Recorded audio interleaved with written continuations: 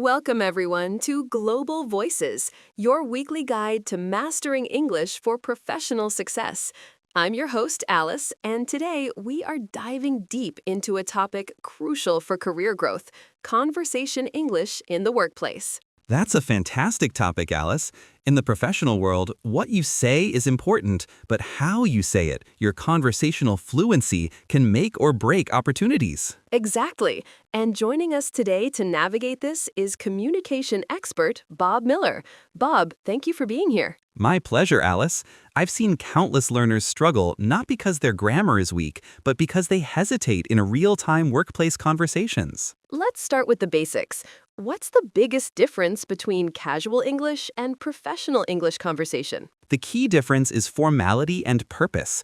Casual English uses phrasal verbs and slang. Professional English prioritizes clarity, conciseness, and appropriate tone. Think of it like dressing for an event. You wouldn't wear gym clothes to a board meeting. That's a great analogy. So, what are the core situations where professionals need strong conversational skills? Primarily three areas: meetings, networking, and handling workplace issues, like giving feedback or escalating a problem. Let's focus on meetings first, as they are universal. Perfect. In a meeting, how can an English learner confidently contribute without interrupting or sounding rude? This is where learning polite interjection phrases is vital. Instead of just jumping in, use phrases like, "If I could just interject here for a moment," or "May I add a point to that?" These signal your intention respectfully. Another useful phrase is asking for clarification. Could you elaborate on that last point, please? Elaborate. That's a key vocabulary word. What's the professional way to disagree respectfully, which can be tricky? Disagreement needs nuance. Avoid blunt statements like, "That's wrong." Instead, use softening language. Try phrases such as, "I see your perspective, however, I have a slightly different interpretation." Or, "That's an interesting approach. Perhaps we could also consider this." This shows you value their input while presenting an alternative. We call this hedging. Hedging. I like that term. It softens the blow. Bob, many of our listeners often need to provide updates or status reports. What's the professional conversation structure for that? When giving an update, structure is your friend. Start broad, then detail. Use transition phrases. For example, to summarize the progress on Project X, we are currently on schedule. Then you might say, "Moving forward, our next steps involve," and always end with a check-in.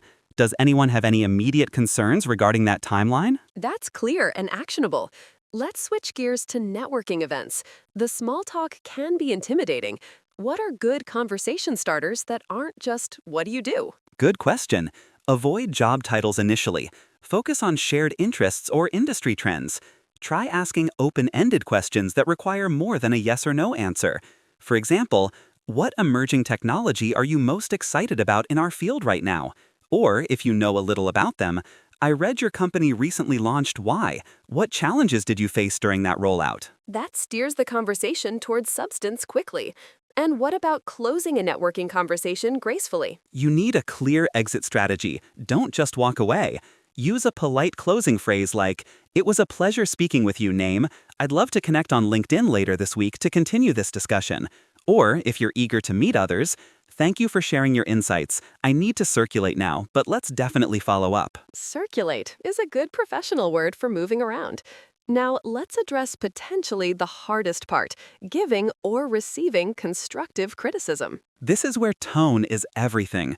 When giving feedback, focus on the action or outcome, not the person.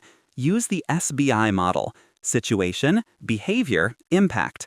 For example, in yesterday's client presentation, situation, you spoke very quickly, behavior, which made it difficult for the client to take notes, impact. That's very objective. What if you are the one receiving the criticism? How do you respond conversationally without getting defensive? Defense shuts down learning. Acknowledge receipt immediately. Use phrases like, "Thank you for bringing that to my attention," or "I appreciate you pointing that out. I will actively work on improving that area."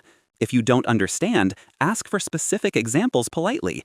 "Could you give me one example of when my documentation wasn't clear?" So, the key takeaway for receiving feedback is gratitude and a commitment to action. Precisely. It shows maturity and professionalism.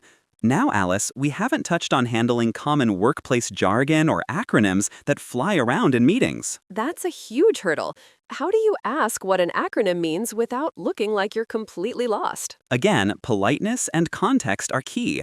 Wait for a natural pause and ask generally.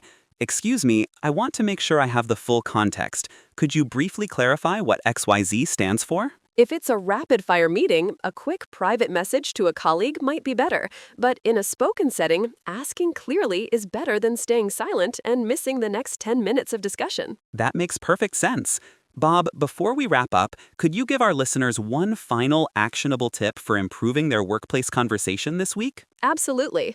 I call it the mirror and rephrase technique. When you hear a complex or new professional phrase used correctly by a colleague, mentally note it. Then, the next time you need to express a similar idea, try to mirror their structure or vocabulary. If a colleague says, "We need to streamline this process," try using streamline yourself later that week. Active adoption beats passive listening every time. Mirror and rephrase. That's excellent advice for moving from understanding to active use.